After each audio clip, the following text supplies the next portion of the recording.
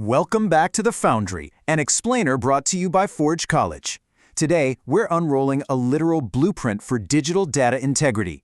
If you've ever wondered how modern decentralized systems can instantly verify one tiny piece of information without downloading the entire internet, well, you are in exactly the right place. In our previous explainer, we covered the fundamentals of Merkle trees. Now, we're taking those theories and moving straight into hands-on construction. Grab your virtual hard hats because today we're going to build and verify Merkle proofs right from the ground up. Okay, let's look at the blueprint for today's explainer. We've broken this down into 6 parts. The blueprint setup, prepping the leaves, constructing the tree, generating the proof, the verification test, and key takeaways. Let's get right to work. Section 1, the blueprint setup, from theory to action. All right, we're officially moving off the drafting table. Before we fire up the assembly line, let's get crystal clear on what it is we're actually building, a Merkle proof. By definition, it's the precise, minimum set of sibling hashes required to reconstruct the root from a specified leaf. Now, I know that sounds like a mouthful of heavy cryptographic jargon, but honestly, underneath it all, it's just taking things, pairing them up, and hashing them together in a totally predictable loop. It's really just the most efficient way to prove that a specific piece of data belongs inside a massive dataset. Section 2. Prepping the leaves. Gathering raw materials. So, before we can actually build anything, we need our raw materials. In our case, that means the leaves.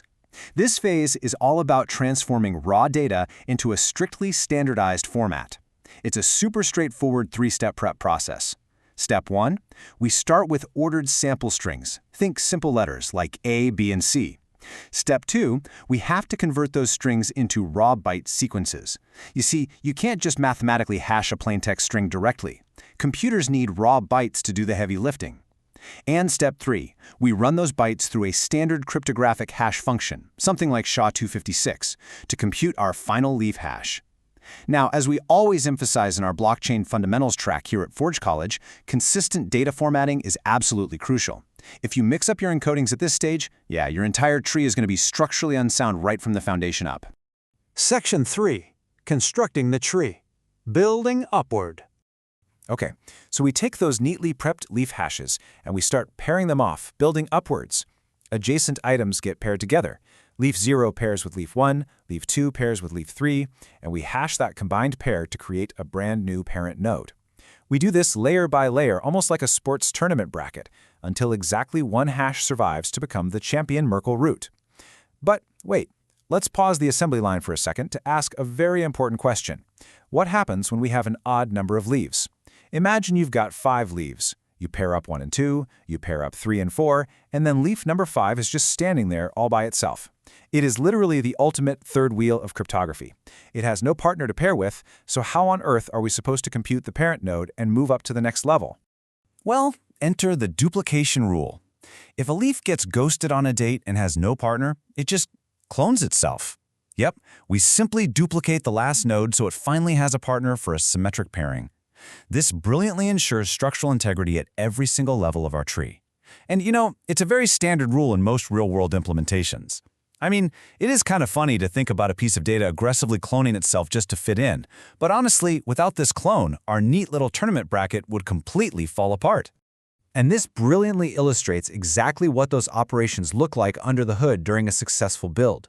When we do leaf hashing, we take something incredibly simple, like the letter A, and it spits out this massive hexadecimal string starting with 3C6E.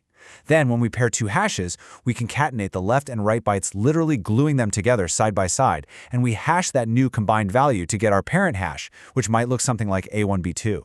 If you are actually running a script right now, printing out these exact hex outputs at every single step is exactly how you'd verify that your manual build is perfectly on track. Section 4. Generating the proof. Extracting the path. Now, remember, the whole point of this structure is to mathematically prove that a specific leaf exists inside of it, without forcing anybody to download the entire dataset. To extract that proof path, we follow 4 distinct steps. First, find its sibling hash, its immediate partner in the bracket. Second, and this is absolutely vital, note the side indicator. Was that sibling positioned on the left or on the right? Third, step up to the parent level and find the next sibling needed for the next equation. And fourth, just repeat that process all the way up to the root. What you end up with is this neat little collection of tuples, a sibling hash paired with a flag saying left or right. That extracted path right there, that is your Merkle proof. Section 5. The verification test. Quality assurance. All right, now for the climax, using the proof for some rigorous quality assurance. This exact process is what a blockchain node does thousands of times a minute when it receives a transaction proof from the network. Let's contrast a valid, original leaf with a shoddy counterfeit. If you feed the original untampered leaf and its proof into our verification loop, the program is going to iteratively hash them together, following those left-right directions perfectly. The final resulting hash will match the claimed root exactly. Boom, that is a valid proof. But if a tampered leaf is introduced, even if just a single microscopic bit of data is flipped by a hacker, the snowball effect of cryptographic hashing totally takes over. The final computed root will look completely alien compared to the claimed root. The chain breaks, and the proof is instantly flagged as invalid. So, the crucial point here is that when verification fails in practice, it usually comes down to very simple human errors during the setup. If you're actually coding this yourself, here are the most common QA bugs you really need to look out for. First, mixing encodings, like trying to hash a hex string instead of the raw bytes. Second, getting the concatenation order wrong. If you accidentally swap a left and a right sibling, your resulting hash is going to be entirely wrong. And finally, inconsistent odd leaf rules. If your builder clones the odd leaf, but your verifier just carries it up unchanged, they will never, ever agree on the root. Section 6. Key takeaways. Final inspection. Let's wrap up this blueprint walkthrough. Here are the core mechanics you absolutely need to carry with you. Number 1, deterministic order is the single source of truth.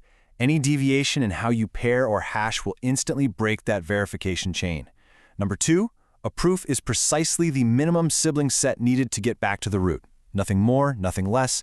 And number 3, odd leaf handling isn't just some casual suggestion. It's a strict protocol-level choice that has to be applied consistently. The beautiful thing about all this is that these algorithmic steps are completely portable. It doesn't matter if you're writing this in Python, JavaScript, Rust, or C++, the math and the logic remain perfectly identical. Now, to leave you with a provocative thought to ponder, we've successfully constructed and verified the proof locally today. But how do we efficiently transmit these proofs across a massive, decentralized global network to validate live blockchain transactions in real time? That is where distributed systems get really fascinating. To continue your journey on the blockchain fundamentals track and explore more on this exact subject, along with other incredible Web3 topics, make sure you visit Forge College. This explainer was made by Forge College, and I highly encourage you to go there to keep exploring, keep building, and keep questioning how these networks operate. Thanks so much for joining me on this explainer, and I'll see you next time.